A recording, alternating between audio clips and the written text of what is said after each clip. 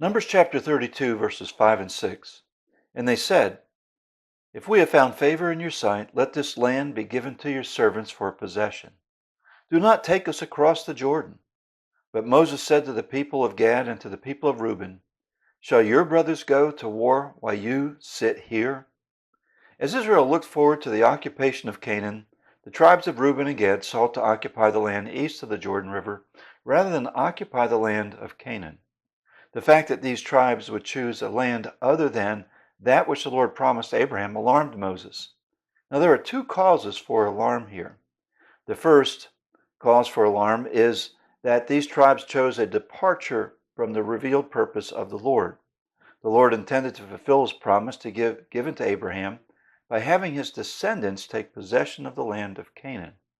And from the rest of the text, it seems that Moses felt they were choosing this option just to avoid the perils of war. The second cause of the alarm for Moses was that the potential influence of their decision on the rest of the tribes of Israel. He was concerned that Reuben and Gad settling on the east side of the Jordan might lead a departure of the entire nation from fulfilling the plan of God to take Canaan. And Moses feared that the actions of Reuben and Gad might lead to a rebellion like that of Israel in the first attempt to enter the promised land when the entire nation refused to enter except for Joshua and Caleb.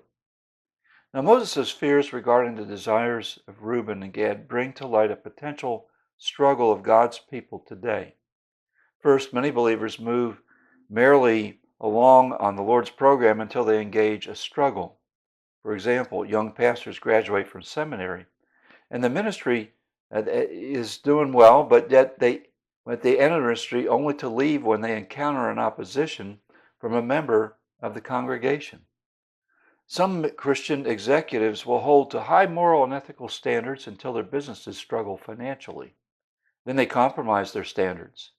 And unmarried believers who have held to high moral values and convictions throughout their lives will sometimes violate their moral convictions when seeking a marital relationship.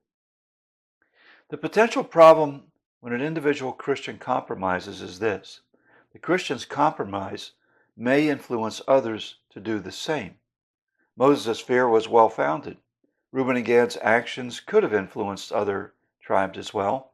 This can particularly affect church congregations. Often, vibrant churches that have joined the Lord in his great mission can somehow get off track. And this can lead and often result when a person or handful of parishioners decide to depart from the church's program. This departure of a few, while even seemingly insignificant, has the potential to spread and cause the entire assembly to miss the mark that God has for them.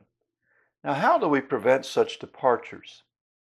Individually, every believer must ensure that his or her decisions are not a compromise from the Lord's purposes and plans. Believers must decide to keep in step with the Lord in every area of life. And moreover, when believers feel that they need to depart from the church's program, there's a right way and a wrong way to proceed. We'll be discussing more about this in the next devotion. But finally, leaders need to respond biblically and promptly as Moses did to deal with the issues that can adversely influence the entire church. More tomorrow.